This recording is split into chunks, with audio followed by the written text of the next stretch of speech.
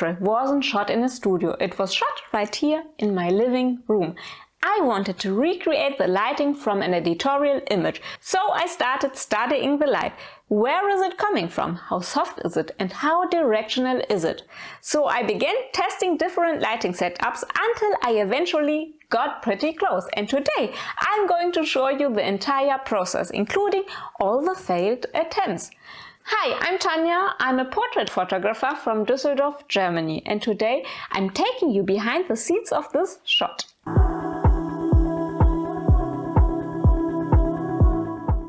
The starting point for this shoot was an editorial image that inspired our wonderful model, Lara. Unfortunately, I can show it here because of copyright, but I can't describe what made the lighting so interesting. The light was relatively soft, but at the same time it was very directional. And that's when I realized pretty quickly I need a light source with a grid. So my first idea was to use a beauty dish with a grid because it creates fairly directional light but can still stay soft. Here you can see the result, and one important thing, all the images you are seeing right now are completely unedited. They are straight out of camera, so you can really see how the light changes. The final images you will see overlaid with music between the file attempts. And now we come to the problem with the beauty dish. The beauty dish without a diffuser still felt a little too harsh. First I thought, let's add a diffuser to the beauty dish. The idea was simply to make the light a little softer and then take care of the shadow or the light fall off. And yes, the light did become softer, but I noticed something. The lit area was relatively small, and for this look that just felt a bit too limiting.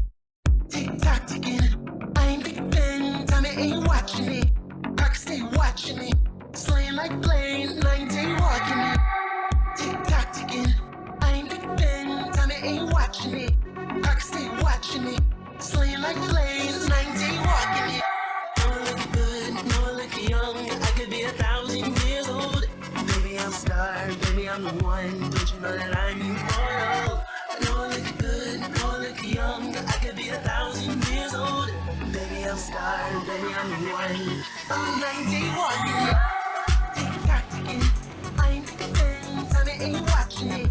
Clock stay watching it, slaying like Blaine, 9-day walking it. So I decided to switch to a larger light source, a 90 cm softbox with a grid. It's a KF concept softbox with a quick release system, and just to mention it, this is unpaid advertising. Now I had two options: Rembrandt lighting or overhead lighting. Why Rembrandt? In the reference image I noticed a shadow falling slightly to the side. So my first thought was, okay, the light has to come from the other side. So I tested the softbox in a Rembrandt position, and it works. But for my test it just wasn't quite interesting enough. So I tried positioning the softbox overhead. The model is sitting on the floor for this, simply because my living room ceiling isn't very high. And suddenly the light became much more interesting. It feels more dramatic, and that was exactly what this look needed. And before we continue, a quick favor: if you're enjoying the video, I really appreciate a like, a comment or a subscription. And now we move on.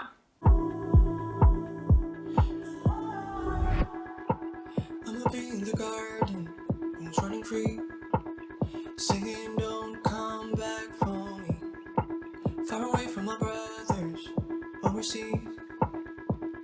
Don't come back for me.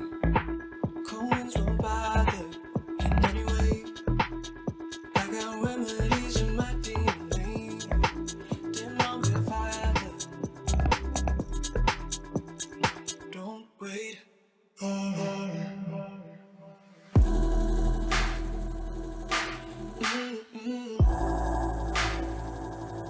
Now wishing back.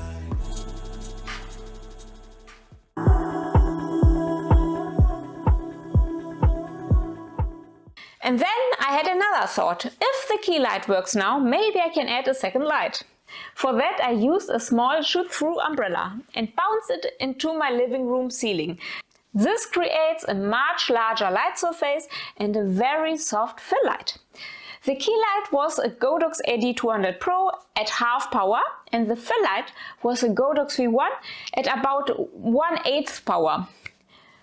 At first I tested the fill light fairly frontal, bounce this way, that the light falls directly on Lara's face.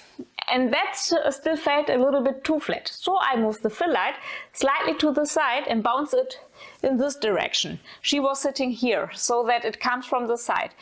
And that's the moment when everything finally comes together. The light has structure, it has depth, and it still stays soft.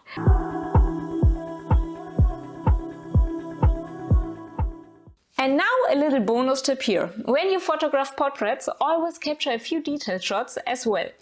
For example, the shoes or the gloves or maybe jewelry or sunglasses, it doesn't matter.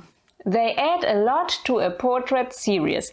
And one more thing, this is not a high-end setup. I shot most of this with a Tamron 35mm f2.8, a very affordable lens. And occasionally I also use the Sony 50mm f1.8. And now I will show you the last final images from this shoot. Tick-tock ticking, I ain't Big Ben, time it ain't watching it. Clock stay watching it, slaying like Blaine, 9-day walking it. Tick-tock ticking, I ain't Big Ben, time it ain't watching it. Clock stay watching it, slaying like Blaine, 9-day walking it.